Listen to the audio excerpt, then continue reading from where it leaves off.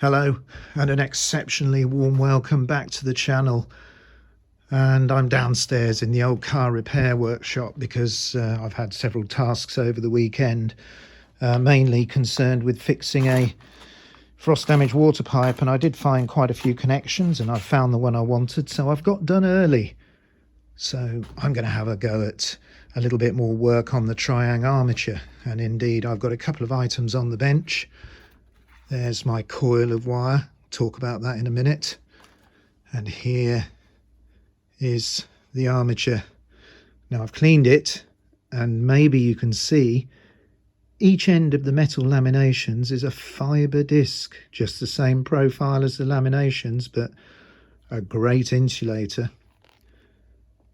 So that's in good condition, both ends, I'm pleased to say, and I've removed all the shellac or whatever it was that was on the metal.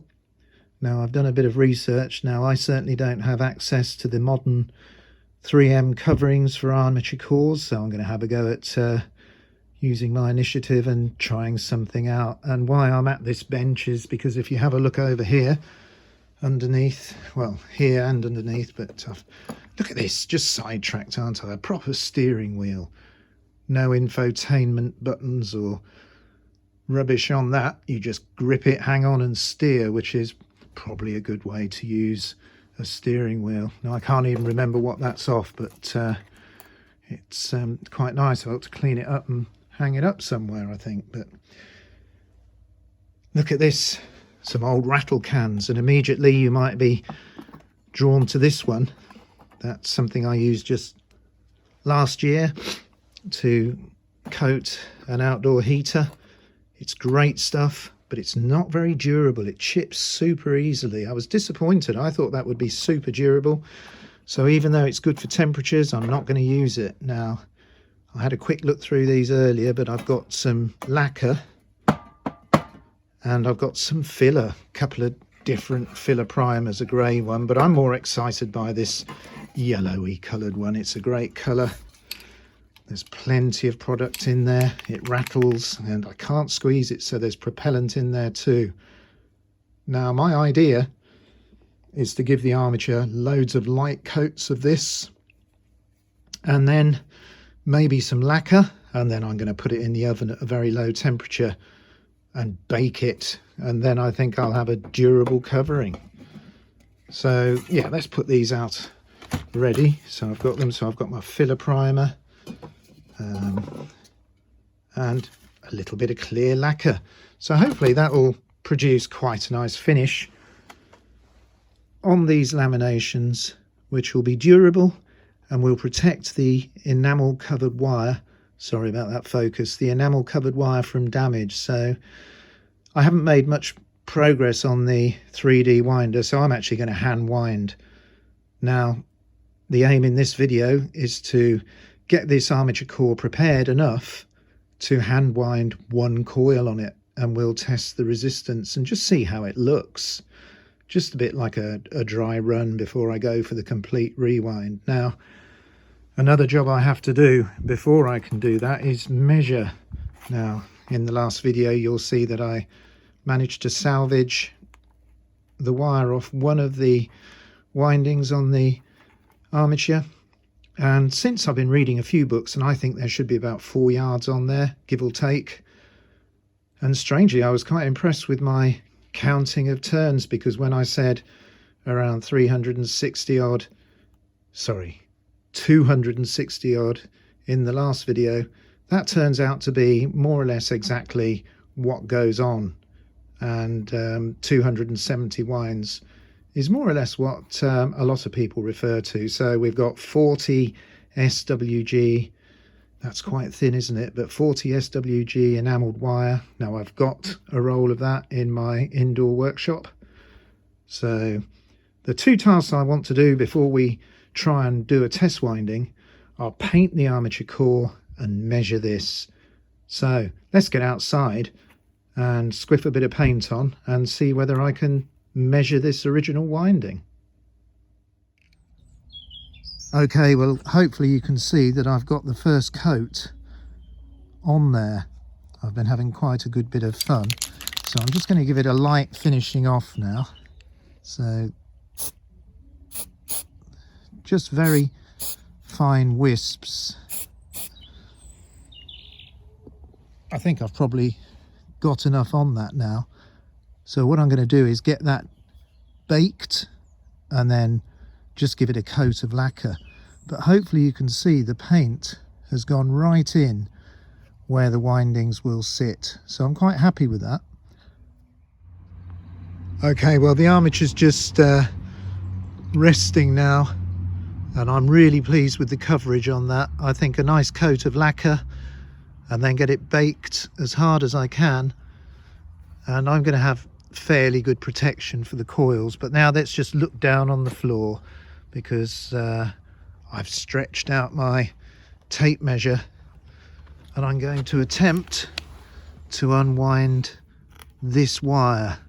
Now I would like to have done it on camera, but I can't, so I'm just going to pause the filming a minute and try and get this onto the top of the tape measure, and we'll have a look at how long it really is. So just bear with me a second while I unravel it, and then hopefully we'll take a look at it. Well, it's super funny how things work out, but I've spent a bit of time and I've got the wire stretched out quite nicely, and it's resting in the trough of the measure. Look, I can just ping it there like a instrument string.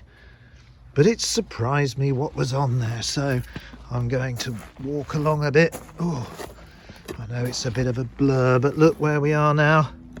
9 feet and still going strong. So now, look where we are now. 17 feet, still going strong. 5.2 meters. So let's keep going along here. And I've got right to the end of my measure. Look, 7.9, 8 meters, sellotape there to hold it, and there it is. So 312 inches, 26 feet. And what's left? Well, if I just show you this, we've just got about another foot. So that's amazing. I'm going to have to go and think about this a bit now. So let me just see if I can get, it's just a bit awkward. Let's show you where it goes. All the way up there. So not 4 yards. In fact, virtually double. So I don't know. What shall I do? Shall I count turns, or shall I measure out a couple of, well, sort of more or less 8 meter lengths of wire, 3 8-meter lengths of wire for my armature? Now, there is a bit of music in the background. If you pick that up, that's a bit of band practice going on in the house. Sadly not involving me, though I could play this string here, but I don't think I'll get much of a tune out of it. So yeah, what shall I do? I guess I'm thinking that we'll try a length of just over 8 meters first and see if I can wind it on, but much longer than I thought and much longer than I've read about. So yeah, but that's why it's good to experiment. So let's just finalize this segment of the video by looking at the armature. If I can just get this in focus. That's nearly air dry now. I don't think I'm going to try and get any more coverage on there. Now look at that. What's he been up to? Here's old Dylan the dog. He's been out here helping me today. Come on, Dylan. And 14 years old this year. Probably a few things going on in that brain. But yes, anyway, I'm getting sidetracked. So we'll get this baked up before the lacquer goes on. But I'm really pleased with the coverage. So I think the armature is going to look okay. I think once this paint's really hardened with a coat of lacquer, it'll protect the laminations from damaging the very fine wire, but if I can get 8 meters on each of those segments, then I think I'll be pretty impressed. But anyway, onwards with the experiment. So we're going to come back and try and wind one segment of this armature. Okay, well, it's the next day and I'm in my little clock repair workshop. There is a fair bit of ticking going on, so I hope that's not going to distract you. But I've got some items to just show you on the bench. Let's start with the 3D winder. I'm printing off more bits, waiting for bearings to go in these holes, but I've decided to make it hand operated for a start. And I found this old counter, out of a VCR, and I don't know whether I'll be able to utilize it, but it might be a handy way of noting how many turns. If I don't use this, I'll perhaps buy a cheap digital one from the internet and adapt it. So that's the 3D winder, that's coming on. These coils, I've rewound the old wire back onto there just for reference in case I need to measure it again. And I've wound a new length of 40 SWG wire onto this, and we're going to attempt to put this onto the armature shortly. And that's come from this really nice historic reel of wire, enamelled and of the correct gauge, 40. And I also found 36 and 38. The colour of the 38 is really lovely. I don't know whether you can see, it's difficult to show you, perhaps against my hand. It's a sort of lovely gold colour. I wish my 40 was that colour, but never mind. So we've got wire. And then down here, quite interestingly, when I cleaned the laminations, I put a little bit of alcohol on, and the old shellac or varnish or whatever they use to insulate, you can even see almost the profile of where it fitted inside the laminations, but that all fell out. Couldn't reuse that. So that's why it has indeed been painted like you've seen earlier. And it's varnished now, it's been in the oven, and I've also put a little bit of silver on there. So hopefully that will highlight the windings when they go on. I've also replaced 2 little plastic insulators that go each side of the laminations on the shaft. So we're ready for rewinding, and I've got the other spare armature here for reference. So we're getting towards the moment of truth. I'm going to attempt to do one coil on this. So I've got the armature, I'm going to hold it carefully in this set of grips and then attempt to wind on this 8 meter length of wire. So I better get started. Okay, critical times now, because this wire's super thin, but I wonder if I can show you. I need something to highlight, so I'll put the white former behind, because I have indeed started threading the wire. I've wrapped it around the shaft and it goes through one of the holes in the little round disc, that sort of fibre disc, and you can see it laying alongside the pole piece I'm going to wind. So I think just to start off the winding, and obviously I'm not going to be able to show it all on film, I'm going to pop the armature down just like that. If I get a pen just as a pointer, you can see this is the pole piece here. I'm going to have a go at winding. I've got my wire on this former, and it will just move that piece there. It will unroll quite nicely, I think. So I'm just going to put a few turns on the camera, and then I'm going to continue work and hopefully come back with an update shortly. So I am going to put a bit of tension on. So there we go with the first turn, 2, 3, and I'm starting to lay some turns on here. Right, well, bated breath time, because when I come back we'll know how I've got on with this. So it might be a little while putting these turns on, but The next segment will be in just a second, so let's see how I got on. Okay, well, we're coming to the end of this video, so I do appreciate you sticking with it, but let's have a look at the results of what's been going on today. So if I pick this up and try and get it in front of the camera, I hope you can see I do indeed have a coil. Now don't worry about that loose wire lying across there, that's just where I've pulled the other end of the winding round, and I've attempted to take the lacquer off because we're going for a measurement of resistance in a minute. But it's gone on quite nicely, hasn't it? And I'll just, for comparison, pick up the triangle armature, and you can see it doesn't look too different. The segments, the wires. So yeah, I'm very, very pleased with how that's gone on. I mean, I wouldn't say it was the most stimulating job.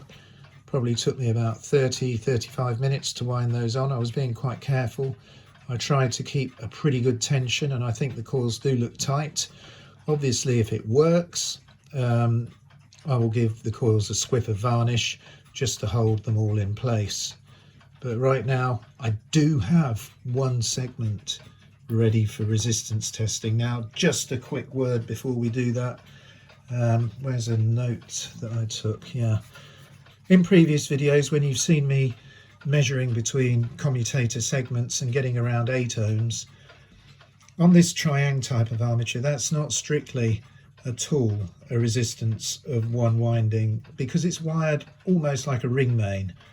Each coil goes from one coil to another and then back again, so you've got a whole ring of coils. So once the whole thing is soldered together on the commutators, this ring main, the resistance reading you're getting is cumulative. It's not an actual reading of one pole piece. It's fine when you're testing armatures, because if they're all the same and they're not shorter to earth, you're pretty sure you've got a good armature. But if you want to know the actual reading of one winding, you've got to unsolder the wires and actually take a physical reading of the one coil. So here, where I've got a ×1, that is indeed what I mean, one coil, and in green scroll 12 ohm.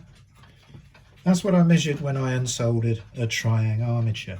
So I'm expecting something around that. Well, I'm hoping for it. Now let's see if I can get these wires in a position to read. So if you know a good way to get this enamel off, I'd love to know, because I can't really find. Heat doesn't seem to work, so I'm just using, yeah, so I'm definitely touching that. Let's touch the armature shaft first. Right, pleased to report no short circuit. So I'm going down onto the other end of the coil. Oh yeah, well, we've got a reading, 15.1.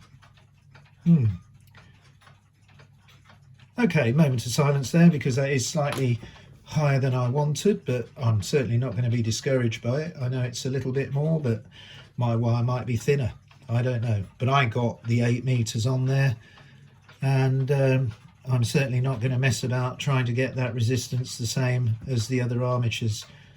I'm going to just make a note of what I've got, the wire I've used, and then I'm going to wire the other 2 poles, wind them exactly the same way. So for the next video, indeed, I do want to spend quite some time, it seems, winding this, and it will be by hand. And I'm a little bit discouraged now, because I don't think the 3D winder is going to be optimal for this job. I mean, I'm going to continue building it, but I found that putting quite a nice bit of tension on and taking care to get each wind, and then also spacing them, moving them from one side of the coil to the other so you don't get an imbalance in winding. I'm finding that because I haven't got the correct machine, it's a very analog process with a few adjustments as you see the winding building up on the core, so that you can balance it out nicely. I suppose I ought to just mention I did get sort of 20-25 extra turns on my winding reading, so that also might indicate this wire's a bit thinner. But let's see what happens when I get 2 more coils on, and if I can neatly solder it to the commutator, it will be very interesting to see how this runs. You know, I'm quite confident it will run, so long as I get the other 2 coils on the same and manage to solder it correctly. But it'll be interesting to see whether it's powerful, draws too much current, I don't know. I guess in the future then I could experiment with a slightly thicker wire or just alter the number of turns. But for now, we're going to stick with what we're doing, get 2 more coils on this armature, and next week, hopefully you'll see the finished item soldered up and maybe even the power bogie it lives in running. So thanks for sticking with these videos. I know they're not the most interesting, or there's no running either, not in this one. But I'm having quite good fun doing this, and I hope you're enjoying seeing how it goes. Right, I think that's the end for this week. So all I'm going to say now is goodbye.